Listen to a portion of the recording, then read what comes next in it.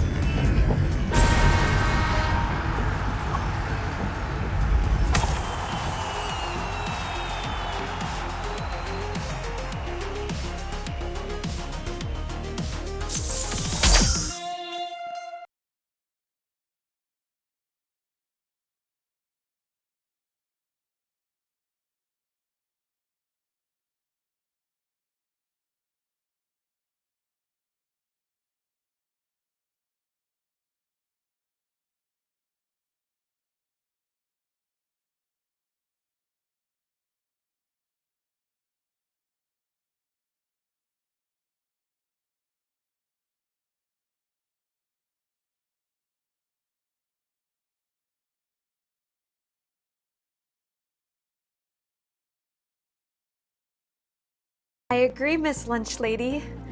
Thank you for the food. Anytime, darling, anytime. I hate having to agree with people that I don't agree with. Well, you could disagree if you want. Yeah, well, I also don't want to die. I'm with you, girl. I wasn't confrontational before, and I'm definitely not confrontational now. The system sucks. I disagree with you. It's really good for society. It is not. People die. That doesn't make it bad for society. Oops. Janice, you just caused a disagreement with Billie Jean. Good. Like I said, it's good for society. Weeds out the weak ones. Don't worry, Billie Jean. I agree with you. Thanks. But the problem is Janice is a lot more popular than me. It's not supposed to be about popularity. It's supposed to be about who's right. Yeah, well, I really hope you're right. Rachel, thanks again for voting for me earlier. Could you vote on the current disagreement? It's if the system's good for society. Oh, for sure. It's definitely not good for it. But before I vote, who's the disagreement between? It doesn't matter. Just vote on the opinion you agree with. I will, but just tell me who it's between. It's between Billie Jean and Janice. Oh. What? I'm going to have to vote for Janice. Why? You disagree with her. I know, but she's my cousin. Rachel, Billie Jean will die if you don't choose the truth, the correct answer. I'm sorry, Jess, but I can't. Family is family, and they would be really disappointed if I didn't. I hope you can understand. Maybe this is just a popularity contest. Oscar, can you vote on the current disagreement? Oh yeah, I already voted. What side did you vote for? I don't even know, whatever side Janice wanted. Why? Because she asked me to, and she's hot, okay? I'm done talking to you. The disagreement is over. The votes are in. Janice, you lost the disagreement. Wait, what? How? Goodbye. Billie Jean, you got enough votes? How? By doing something that I'm really not proud of, and I really don't want to talk about it. Billie Jean, what did you do? Billie Jean lied to us. We wanted to vote for Janice, but she said Janice was the one saying it was bad for society. Billie Jean deserves to pay. You tricked them into voting for you? I told you, I'm not proud of it. Get her. Come on, let's get out of here. Yo, Jess, where's your lying friend Billie Jean? She's homesick today. I don't think she's homesick. I think she's home hiding. I agree with you. Smart girl. You're not going to disagree with me because you know I would win. I agree with you. Oh, this is gonna be so much fun. I can't wait to make your life a living hell. You don't have to wait. You already are. I agree with you. Okay, class, your graded projects are coming around now. Let me know if you have any questions. Miss Peppa, you forgot a 0 on my project. It says 10 out of 100, but I got 100. I agree, Miss Lunch Lady. Thank you for the food.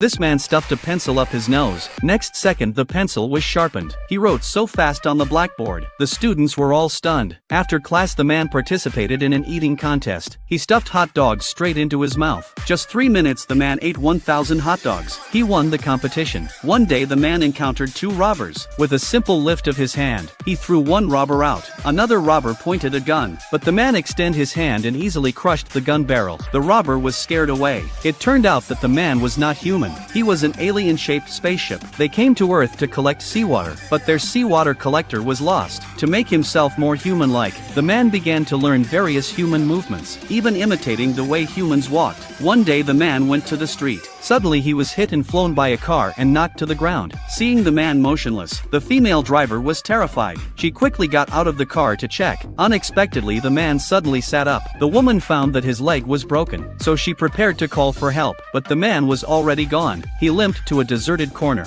and stood up straight. Then a door opened in his ear. A little alien threw down a rope, then slid down the rope. He pressed the switch, opened the hatch, and tried to make repairs. But at that moment, the woman saw this strange man again, so she came over to ask. Fortunately, the repair was completed. The little alien immediately returned to man's ear. To apologize him, the woman invited the man to her home and gave him a glass of water. But when the man drank the water, a flood broke out inside the spaceship. The little aliens had all suffered. Then the woman asked him to crack the eggs, but the man poured the eggshells in. Luckily, he was fast enough. Then the woman took out a bottle of ketchup. The man drank it all. The woman was stunned. Suddenly the man saw a photo. The ball in the boy's hand was the seawater collector. So the man quickly went to the school. But he must change into some decent clothes first. He went to a clothing store, but he had no money to pay the bill. So the man scanned a banknote with his hand. Then he went to the fitting room and activated the money printing machine on his butt. Then he pretended to be a teacher at school, but the students didn't believe him. In order to prove himself, the man wrote math formulas on the blackboard at super speed. The kids were stunned, because this was the elementary school course for aliens. After school, the man asked the boy for the ball, but the boy said it had already been taken by a bully. That night the bully was bullying the boy again. The man suddenly appeared. He grabbed the bully and turned him upside down, and emptied everything on him. In this way the man found the ball he wanted. Then the man went to the bar to celebrate, but as he was happily dancing, several policemen came in with guns, afraid of hurting innocent people. The man gave up resisting. Just like that, he was taken to the police station. The police suspected he was a foreign spy, but suddenly the man stretched out his finger, fired a big laser beam, instantly destroyed the wall of the police station. Several police cars surrounded him, but they were easily destroyed by the man. The man was very angry, so now he decided to destroy the Earth. So you believe there are robots lurking among us? Please comment. This man stuffed a My golden child sister stole my dad's credit card and spent $20,000 at the mall, so I'm now refusing to pay her private school tuition. My twin sister was born 3 minutes after me, but you'd think she arrived on a golden chariot. Our parents were told during delivery that the second baby might not survive. The doctor said the chances were slim, so when my sister made it, my parents literally called her the chosen one and treated her like a miracle ever since. Growing up, we shared everything: birthdays, a room, even friends. But the differences were impossible to ignore. On our 16th birthday, my parents threw this massive party in our backyard. Everyone was there: family, neighbors, kids from school. When it was time for presents, my dad walked my sister outside with his hands over her eyes. Sitting in the driveway was a brand new white BMW with a giant red bow on top. Everyone started cheering and taking photos. My sister was screaming and crying happy tears. I stood there holding a gift bag with 3 shirts from Target. I tried to stay positive. I walked up to my mom and quietly asked if the car was a gift for both of us to share. The entire party went silent. Everyone turned to stare at my mom, waiting for her answer. She looked around nervously, then said really loud, "Yes, of course, sweetie. It's for both of you." My sister heard that and completely lost it. She started screaming, "No, it's not," and slamming the car door over and over. My dad rushed over and pulled her aside. I watched him whisper something in her ear, and instantly she calmed down. She walked back with this smug smile and said, "Want to sit in my car?" I knew right then what he told her. The car was always just hers. A few days later, I finally confronted my parents. I asked them point blank why they treated us so differently. My mom got defensive and said my sister's existence was a miracle, and they'd almost lost her. My dad added that since my sister would be taking over his company someday, she needed to get accustomed to the lifestyle. They genuinely believed she was their golden ticket to the future. But here's the thing: my sister was failing almost every class. Our school sent letters home constantly about her grades, but my parents never checked. They just believed whatever she told them. Meanwhile, I was pulling straight A's because I felt guilty that they were spending $60,000 a year on private school for both of us. I studied every night while my sister went out with her rich friends. Last month, everything blew up. My parents announced they were leaving town for a week for some business conference. They left us $150 for food and emergencies. That was it. The day after they left, my sister came home furious. Apparently, one of her friends had been showing off her designer watch collection at lunch, and my sister couldn't stand that someone had something she didn't. She spent the next 2 days asking all her friends about watches and researching brands online. Then she came into my room and said, "I know where Dad keeps his credit cards. Should I borrow one?" I looked at her like she was insane. "Are you serious?" "No, absolutely not. If you want something that expensive, call Dad and ask him." She rolled her eyes. "What's the worst that can happen? I'll just say it was an emergency." I shook my head. "Do whatever you want, but keep me completely out of it. I'm not covering for you this time." She left my room, and 10 minutes later I heard her scream from downstairs, "I got it!" My stomach drop. I knew she'd actually done it. The next day, she went to the mall with her friends and came home with a $20,000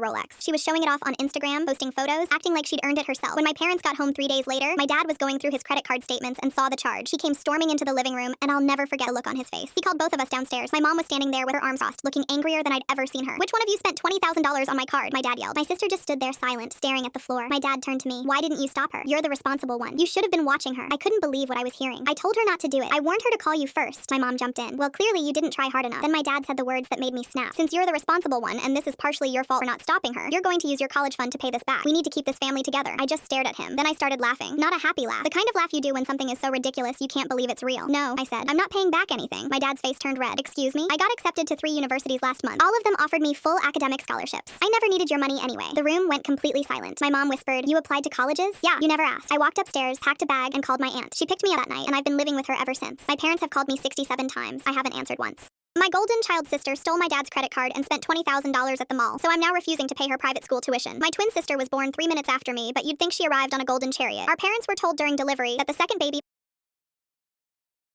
Don't drop me, don't drop me. Don't drop you? No. Okay, hold on, Salty. Okay, go. Oh, shoot. No, you're gonna walk off. There we go. I got it. What's your loadout? Oh, Precision nice. SMG. Wait, that's a nice purple SMG you got there. Do you want it? Drop it right here. Because otherwise I'm gonna drop you right now. Don't drop me, don't drop me. Okay, no, we're top 10. We can't mess around right now. This is a dub. Wait, what if for the last person I jumped out off the skybase and no-scope him with my shotgun? No!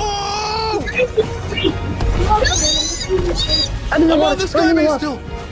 I'm dead.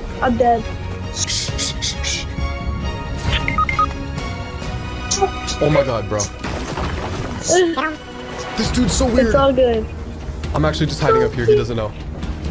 If I make this, I'm the GOAT. Yes, make this. The kids who broke me down had no idea I still survived on this skybase, and I was right above them. Get this win, Salty. You got this. I also had enough mats to get to the new zone. And during this insanely intense moment, I'm about to clutch the win, and Keebs invites his very young relative into the party who's also a fan. Salty. You can talk to him if you want. I'm in. DD. What? Is Salty your bestest friend? Yeah. Am I better than Peterbot? Yes. Bro, I have zone. This is not a drill, Keebs. This is not a drill. I could destroy all of these kids right now. I know. Wait.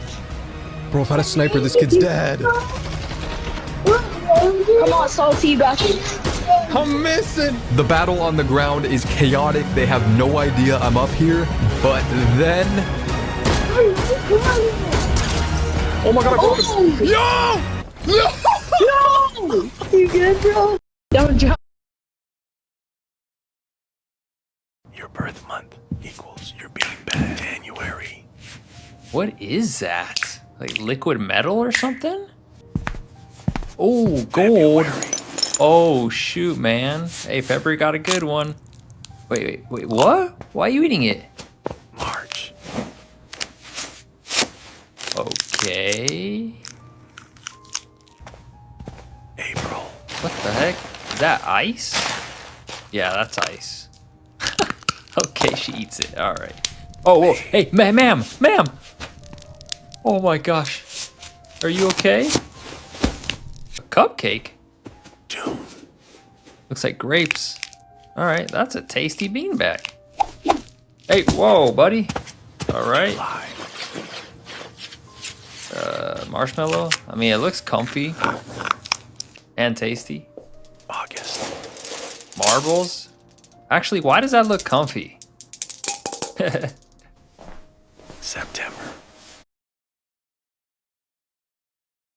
When did the family who called you a monster come crawling back for help? I was 19 when Grandma died and left me her little house in the woods. My family lost their damn minds. Uncle Pete called it a scam. Cousin Amy said I must have tricked her into changing her will. They all forgot I was the only one who brought her groceries every Saturday, who fixed her leaky faucet, who sat with her while she watched her old soap operas. At the funeral, Uncle Pete actually spit at my feet, right there in front of everyone. "Don't you dare show your face at another family gathering, you little freak," he said. Aunt Linda nodded along, whispering about how I'd always been off and different. different. So I left, packed my beat-up Honda, and drove 3 hours to the middle of nowhere. The house was small but perfect. Solar panels Grandma had installed, a well that never ran dry, and silence. Beautiful, peaceful silence. For 4 years I lived like that. Did web design work online, fixed up the place, built a chicken coop, installed a rainwater collection system. Meanwhile, my family stayed in their toxic little bubble, always fighting about money, always blaming everyone else for their problems. Then the wildfire hit. It started on a Tuesday. By Wednesday, their whole neighborhood was in the evacuation zone. Roads blocked, power out, complete chaos. My phone started ringing around midnight. First Aunt Linda, voice shaking. Then Cousin Amy, crying. Then Uncle Pete himself. Eli, I know we haven't talked, but we need help, Uncle Pete said. His voice was different, scared. The fire jumped the highway. We got nowhere to go. Linda's got the baby, Amy's got her wheelchair-bound mom, and we got 3 cars full of people with nowhere safe to drive. I could hear sirens in the background, kids crying, dogs barking. How many people? I asked. 13, maybe 14 if Amy's boyfriend shows up. I didn't hesitate. Come now, drive careful. They started arriving around 2 a.m. Uncle Pete's truck first, packed with suitcases and a crying baby. Then Amy's van with her disabled mom and 3 kids. Then Linda's car stuffed with pets and photo albums. 13 people total, plus 2 dogs and a cat. Uncle Pete stood in my doorway looking ashamed. I know you got every right to slam this door in our faces. I just stepped aside. Get inside. Kids need sleep. That first night was chaos. Bodies everywhere. Couches, floors, even the garage. I made sandwiches for everyone, set up the portable toilet outside because my plumbing couldn't handle it, and gave Uncle Pete my own bed while I slept on the floor. The fire burned for 8 days. When it was done, their houses were gone. Completely gone. Just ash and twisted metal where their street used to be. They stayed 2 months. I showed them how the solar system worked, how to conserve water, how to make the generator last when we needed it. Amy's kids started calling me Uncle Engineer because I taught them how stuff worked. Even Uncle Pete helped me build an expansion on the chicken coop. One evening, while we were all sitting around the fire pit I'd built, Uncle Pete cleared his throat. Eli, I gotta say something. His voice was thick. We called you a monster. We said you were crazy. Said you'd never amount to nothing. But you saved us. You saved all of us. Amy wiped her eyes. We treated you like garbage, and you still let us in. Family's family, I said, even when they're stupid. Eventually, FEMA came through. Insurance paid out some. They all found places to rebuild, closer to town. When they left, there were a lot of tears and long hugs. Uncle Pete even offered to pay me rent for those 2 months. I said no, but before they drove away, I handed Uncle Pete a piece of paper. It was a bill for emotional damages, it said. Cost of being called a monster by people who didn't deserve my help. $0, because that's what family means. He read it, laughed, and cried at the same time. A stolen C-130 transport plane was about to take off, while the FBI drove a Mercedes.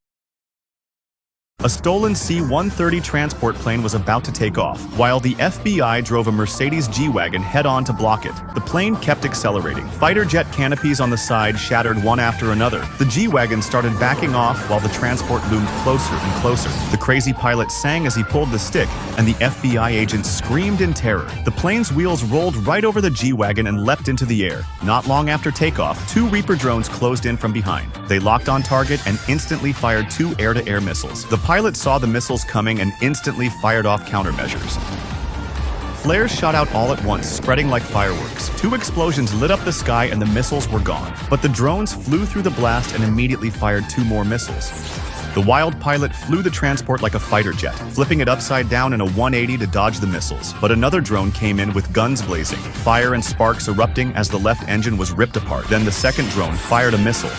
In an instant, the transport plane was blown to pieces, but from the wreckage came something no one could believe. A tank, parachuting down from 10,000 meters above. The drones hit the tank from both sides, but that thick armor didn't even scratch, so they aimed higher, blasting the parachutes full of holes. And inside, those guys weren't scared, they were actually pumped. Hey, boss, a little something. I'm gonna pop the window. The man crawled out, locked and loaded, and opened fire at the drone high above the clouds. One drone was crippled just like that, and before long the second was hit as well. But the blast scattered debris that sliced through the parachute cords, leaving the tank hanging by a single chute as it plunged toward the ground. At the last critical moment, the captain spotted a lake to the south of their landing point. He immediately ordered the gun to aim north, and as the shell fired, the tank kicked back and leapt a long distance through the air.